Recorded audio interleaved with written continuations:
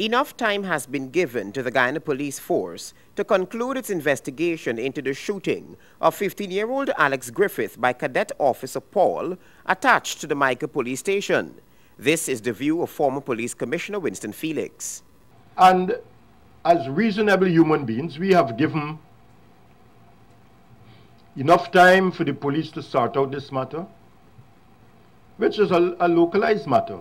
It is a matter involving members of the force, the boy, his mother, and the doctor. So I see no reason for upwards of a week going into two, that this matter, one, can't be concluded and some positive action be taken. Because you have the disciplinary side, you have the criminal side. And action, some sort of action by now ought to have been taken. There is no statement from the police, nothing from the government, and at least the family of the victim ought to have been treated with a little more courtesy and respect by the hierarchy of the Guyana Police Force. Almost 3 weeks ago, Griffith was dragged from his East penitent's home by a group of policemen, taken to the back of a yard, beaten, and thrown into a van where a gun was placed in his mouth and a round discharged. According to Felix, the shooting should not have occurred in the first place. He explained the reason while pointing to the juvenile section of the laws of Guyana. Shooting of the 15-year-old should never have occurred. One, because there was no reason in the first instance for the 15-year-old to be arrested.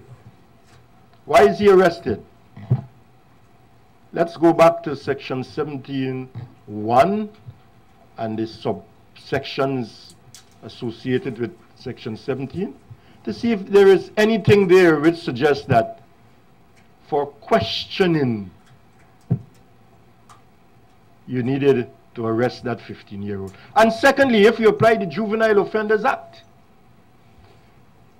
a juvenile ought to be questioned in the presence of a parent or guardian or someone who is of the same sex of the child. When the teenager spoke with Nightly News, he said the officer played Russian roulette with his life.